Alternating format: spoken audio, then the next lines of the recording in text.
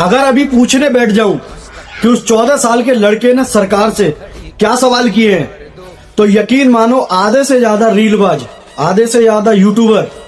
सबके सब वीडियो पर आकर गाली देना चालू कर देंगे। हालांकि मैं गलत नहीं पूछ रहा, मैं उस लड़के के खिलाफ नहीं हूं, क्योंकि वो जो पूछ रहा है या उसने जो भी क्वेश्चन किए हैं उसने सिर्फ अपनी नॉलेज के दम पर किए हैं।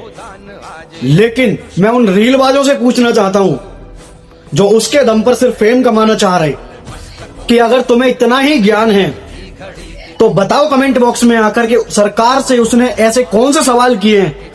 जिसका आंसर सरकार भी नहीं दे पा रही। पिछले कई दिनों से सिर्फ 2 लाइन के सिवा और कुछ सुनने को नहीं मिल रहा कि एक 14 साल के बच्चे से सरकार डर गई,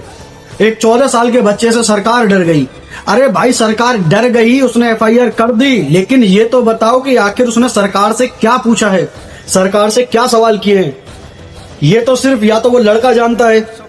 या सरकार जानती है, लेकिन बाकी के जो रीलबाज हैं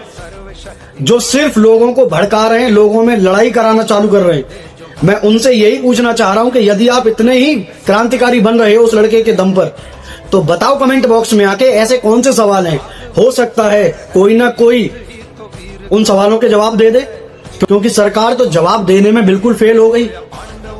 तो कोई ना कोई तो देगा। तो मैं यही कहना चाह रहा हूं कि ये रीलबाज जितने भी हैं जो उसके नाम पर फेम कमाना चाह रहे हैं, उनसे सिर्फ यही कहना चाह रहा हूं कि अगर तुम्हें इतना सा भी पता है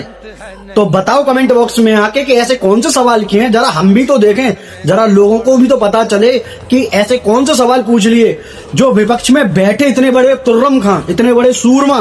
अपने आप को विपक्ष वाले बोलते हैं, वो सवाल नहीं कर पाए। जिस सरकार को इतने इतने बड़े सूरमा नहीं हिला पाए, उस सरकार को केवल 14 साल के लड़के ने हिला के रख दिया। और अगर नहीं पता तो मुंह बंद करके दोबारा पोस्ट मत करो किसी की,